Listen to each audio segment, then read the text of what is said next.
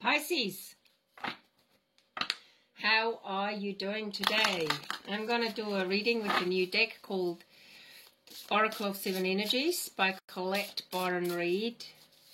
And this is Pisces water sign in an earth sign phase, Capricorn. So Pisces, what is it you need to know currently, or what is it that is important to you in regard to relationships in your life and your life path? A lot of life paths are changing because somewhere something had to give. And just stay clear-minded, stay centered. I try and avoid to listen to certain channels, news channels, because I just think it's so crazy what people come up with, and especially in the political climate, and mixing religion into it. And I just think, wow, this, I've never thought I'd hear such intense fanaticism and strange theories people come up with to justify themselves. So Pisces, you're a water sign, you're a deep feeling person. What is going on for you right now? Let's have a look. Pisces. The land between. Can you see this? This is a land between. You're moving from one stage into another. You're being transplanted. It's a little bit like a spaceship that's holding you in place, and somewhere you might end up somewhere entirely different than what you imagined. Okay, let's have a look. Beyond the ordinary.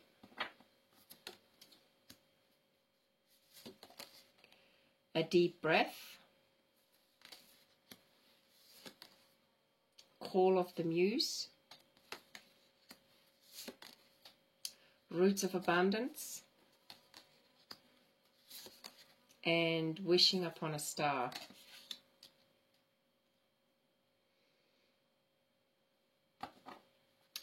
You're being called towards something new, okay? It's a bit like you're in a stage of, you have moved on from one stage in your life and you're moving into another. It's like, I always think of Maui, the island of Maui, where I went to a writers' conference, and it was a totally different world, a different culture. I met soulmates there that came from a different culture, but they spoke the same language. We were writers. So, and we were dreamers. Okay? And beyond the ordinary for me is the kind of card that it's mystical, it's spirit and heart driven. It's letting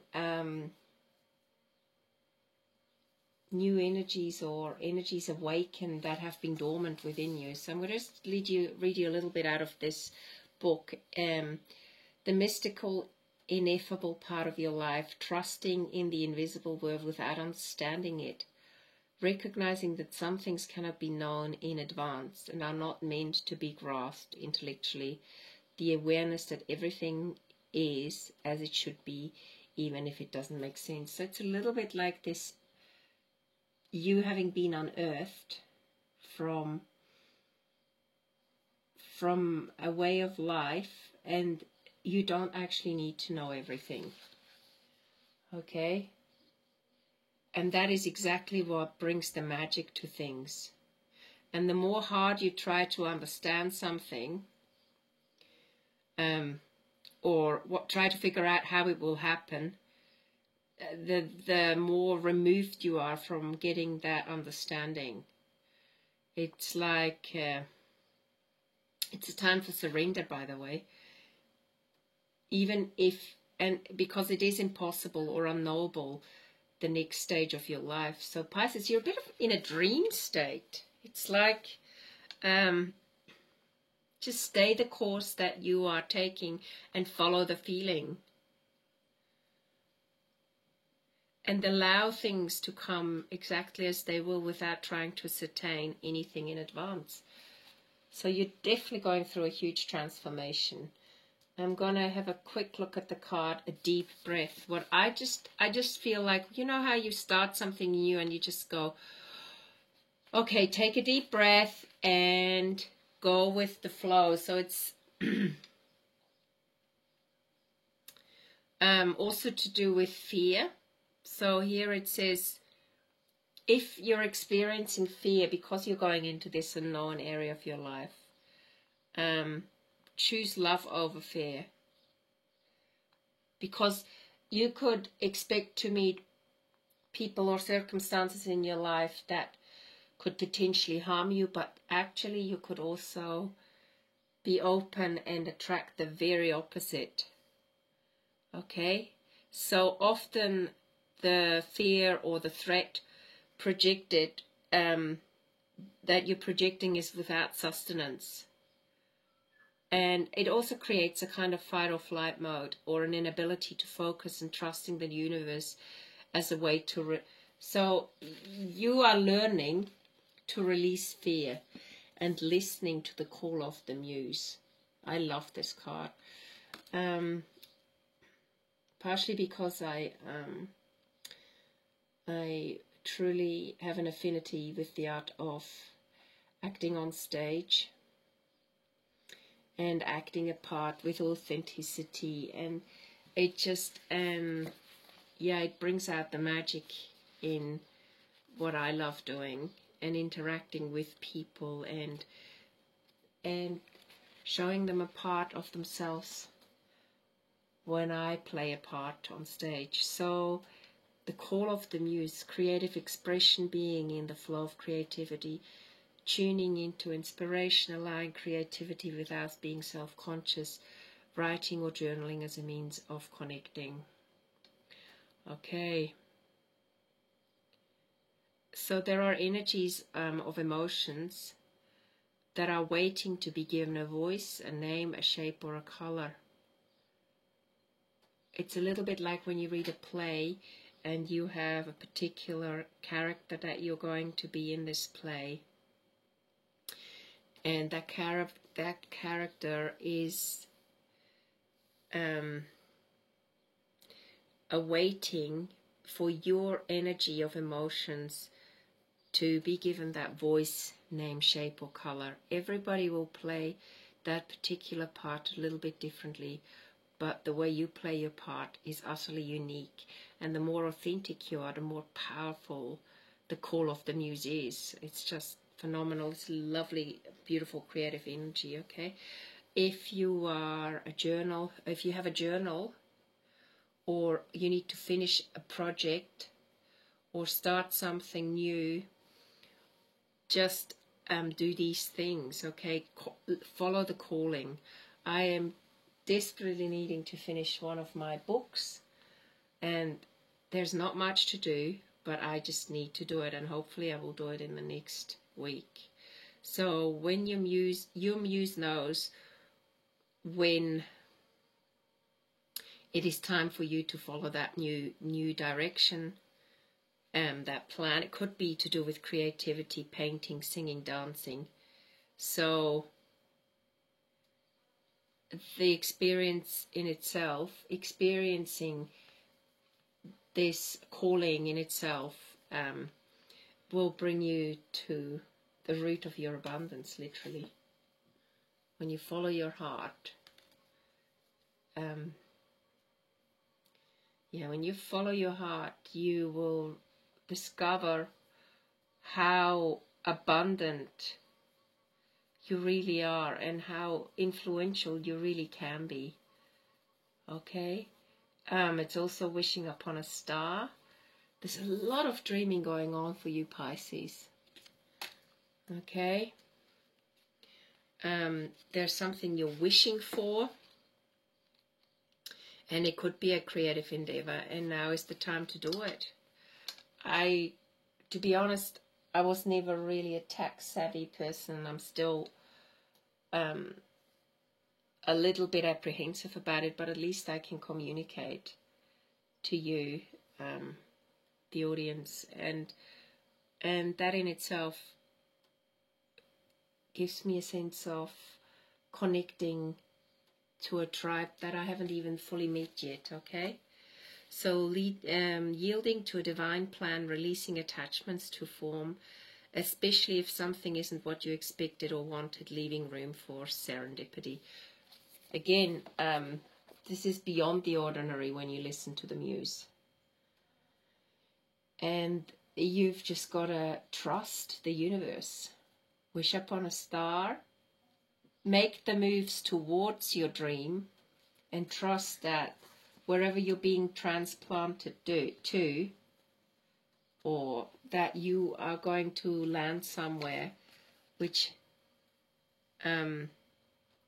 is called the roots of abundance. All right, now I'm gonna use two cards. I'm gonna use the moon cards here just to understand what the wishing upon a star and call of the muse relates to. I can also tell you what signs are potentially involved in your journey. I'll do that in a minute, but let's just see. Power. I guess your biggest power comes from following your wishing upon a star and listen to the calling of the muse and go beyond the ordinary. That is your biggest power, and that inspires the most. That inspires others the most. That inspires you the most. So trust that. Star sign, I can see star signs, or the horoscopes that I can see here are Aries, Cancer, Virgo, Pisces, and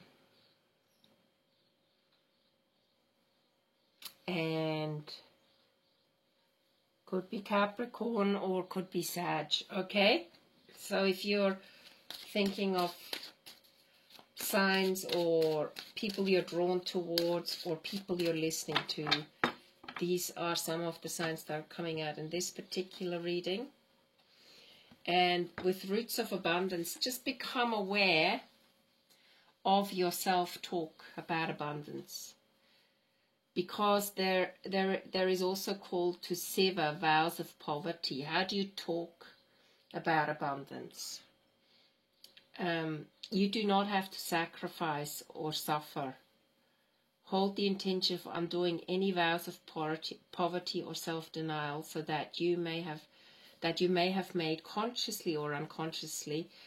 And so, as you sever these vows,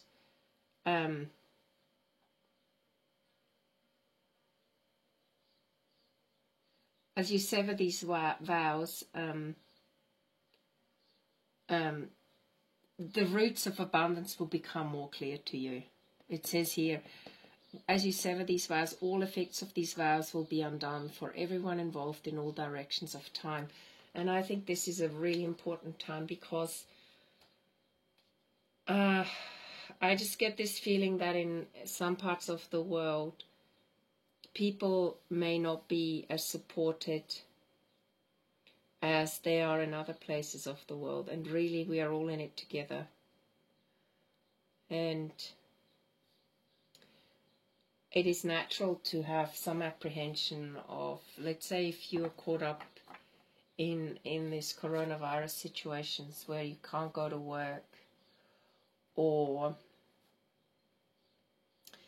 where you haven't got a system that supports healthcare. That kind of thing can really create fear, because you are cautioned not to take unnecessary risks, okay? And luckily we're in a country, and the countries I've always lived in had a healthcare system where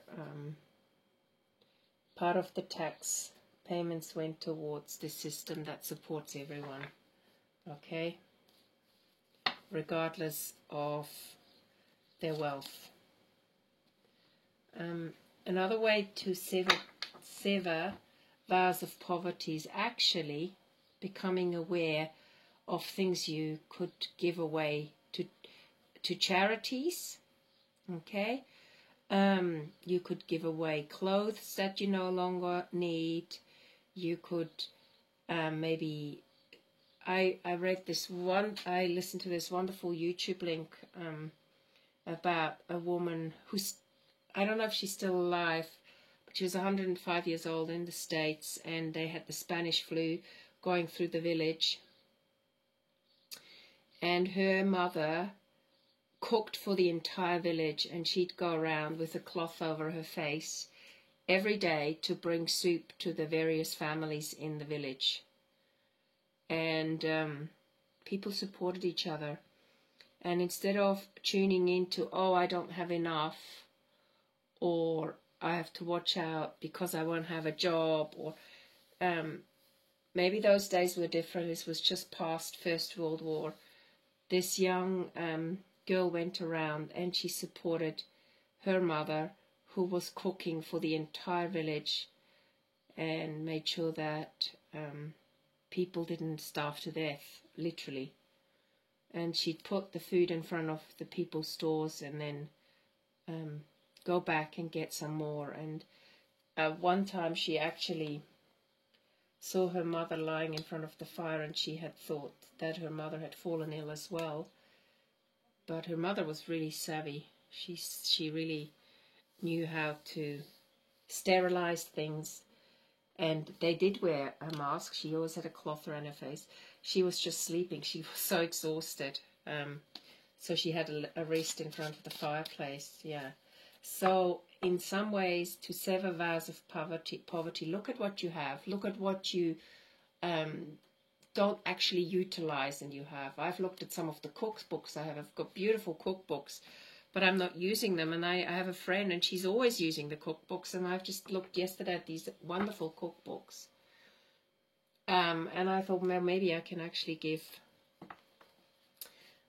my friend a couple of these. So just look at it that way, and it also makes you understand there is always enough. Okay, and you don't get so tight on what you don't have, and you focus more on what can be shared, and maybe someone else will share something with you, and so that what goes around comes around, kind of thing. Okay. Yeah, I hope you enjoyed this reading, Pisces, and I look forward to giving you another reading soon. Bye for now.